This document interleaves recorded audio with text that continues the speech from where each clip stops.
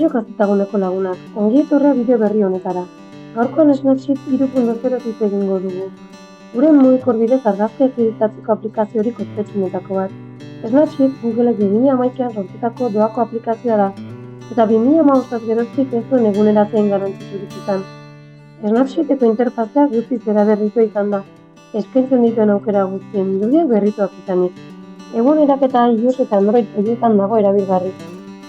3.0 bertsio berrian, argazki bat irekitzean, azpiko aldean, 3 aukera handi bistaratuko dira. Goazen bakoitzaren barnean topa dezakeguna ikustera.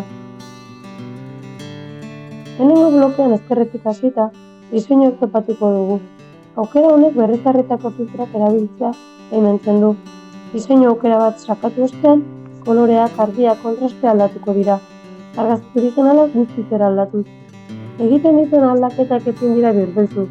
Hau da, intentsitatea ezin da erregulatu, adibidez Instagramek baimentzen duen moduan.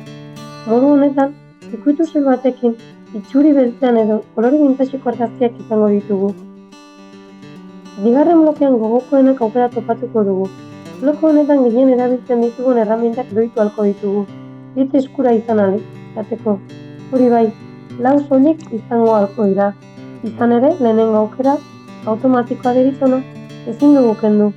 Erramintak aldatu ahal izateko, aukeren 3. blokera joan beharko dugu. Erraminta deritzona. Goialdean, gustukoenak doitu aukera izango dugu. Bertan sakatu eta kendu nahi dugun erraminta desmarkatu beharko da. Ondoren nahi duguna erantsi ahal izateko. Egin aukera sakatu eta honela gustukoenak pertsonalizatu izango dugu. Azken blokean erramintak topatuko ditugu. Hauek 4 taldetan banatuta daude. Doitu eta zuzendu, moztu eta eraldatu, estiloa eta azkenik sormena. Doitu irudian foto teknikoan hobetu ahal izango dugu. Izdira, itzalak, berotasuna doitu. Irudizko zatiak desfokuratu edo gardentasuna hobetu xehetasunak erramintarekin. Bigarren taldean, irudiaren forma eraldatu erramintak ditugu. Moztu, biratu edo perspektiba aldatzeko. Baita imperfekzioak zuzentzeko ere. Estilo aukeran argazkiari aplikatzeko filtro zerrenda bat erabili ahal dezakegu, eta erabiltzen dituzten baloreak manipula ditzakegu. Zinematiko izena duen estilo berri bat ere erantsi dute. Bertaz kamera marko ospetsuak, Kodak Aksa edo Fuji bezalako, erabiltzen dituzten efektuak topa ditzakegu.